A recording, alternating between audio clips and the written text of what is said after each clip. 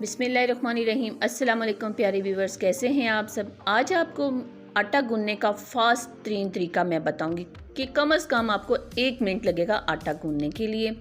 इसके लिए आपको मेरी पूरी वीडियो को एंड तक देखना पड़ेगा। साथ ही साथ माँ के अनमोल खाने में जो नए आने वाले हैं, सब्सक्राइब, लाइक, कमेंट ज़रूर किया करें। बेल आइकन के बटन को क्लिक करना मत भूला करें। इस तरह से मेरी हर नए आने वाली वीडियो का नोटिफिकेशन सबसे पहले आप तक पहुँचेगा।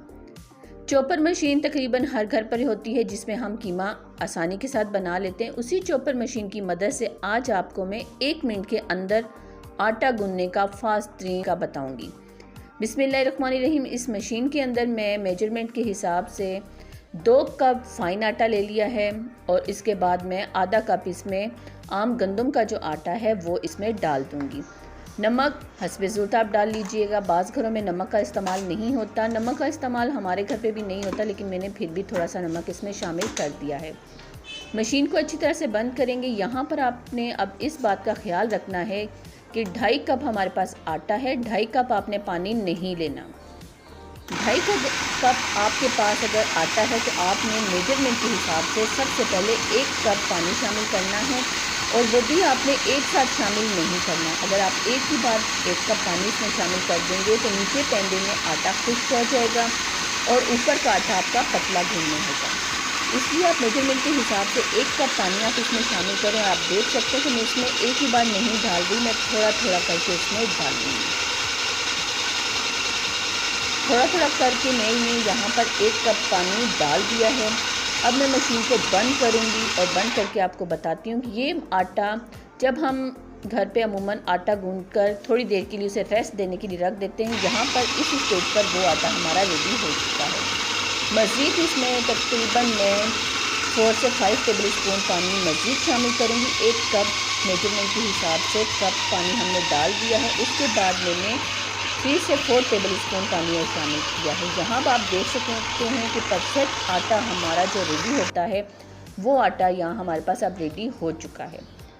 1 टेबल स्पून कुकिंग ऑयल लगाऊंगी यहाँ पर मैं और अपने हाथों की मदद से इस आटे को अब हमने इकट्ठा कर लेना है। देखिए घड़ी का अगर आप टाइम देखें तो 1 मिनट में हमारा आटा ये रेडी हो चुका है। अचानक घर पे मेहमान आ गए, आपके पास आटा गूंदने का टाइम नहीं है और आपके पास अगर ये चॉपर मशीन है तो आप इसमें मलाईदार आटा आसानी से 1 मिनट के अंदर गूंद सकते हैं। ढक्कन देते हैं, इसे कवर करते हैं जब तक हमारा तवा गर्म होता है। हमने साथ ही पेड़े भी बना लिए हैं। पेड़े अब बना लिए हैं। अब जैसे अमूमन आप रोटी घर पे बेलते हैं उसी तरह से आप इस रोटी को बेल लीजिए, बेलन की मदद से या अपने हाथों की मदद से। जितनी गुलाई करना चाहते हैं, जितनी रोटी बड़ी करना चाहते हैं, यकीन जानिए बहुत ही ज़बरदस्त ये रोटी बेली जाएगी। दूसरे आटे को जब हम गूंदते हैं हाथों की मदद से तो कम से कम हम 3 से 4 मिनट के लिए हम उसे रेस्ट देके फिर आटा गूंदते हैं। यहाँ आप देख सकते हैं कि रोटी मैंने गरम तवे के ऊपर डाल दी है। एक साइड जैसे इसकी पक जाएगी मैं इसको दूसरी साइड इसकी तब्दील कर लूँगी। कपड़े की मदद से या किसी चम्मच की मदद से आप इसे आहिस्ता आहिस्ता सेकना शुरू कीजिए। 1 मिनट में आटा हमने गूंद लिया। जस्ट 1 से 2 मिनट लगेंगे हमारी 6 हल्की फुल्की चपाती पकने में। हल्के हाथ से इसे प्रेस करते जाइए। बहुत ही नरम, बहुत ही सॉफ्ट रोटी हमारी रेडी होगी। जिस तरह से हम हाथों की मदद से आटा गूंदते हैं हमारी रोटी बनती, यकीन जानी ये रोटी भी सेम वैसी ही बनेगी।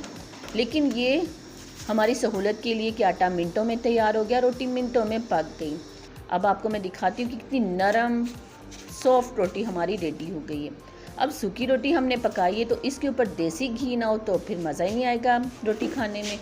तो मैं हमेशा अपने घर में देसी घी का इस्तेमाल करती हूँ। सूखी रोटी बच्चों को बना कर देती हूँ और उसके ऊपर मैं देसी घी का इस्तेमाल करती हूँ। यहाँ पर भी इसी तरह से हमने देसी घी का इस्तेमाल किया है। आप मेरी वीडियो को ज़रूर देखिएगा, कमेंट्स में ज़रूर बताइएगा कि मेरी आज की वीडियो आपको कैसी लगी है। तो गर्मा गर्म सालन के साथ, चटनी के साथ या चाय के साथ इस रोटी को खाइए और मुझे अपनी दुआओं में याद रखिएगा।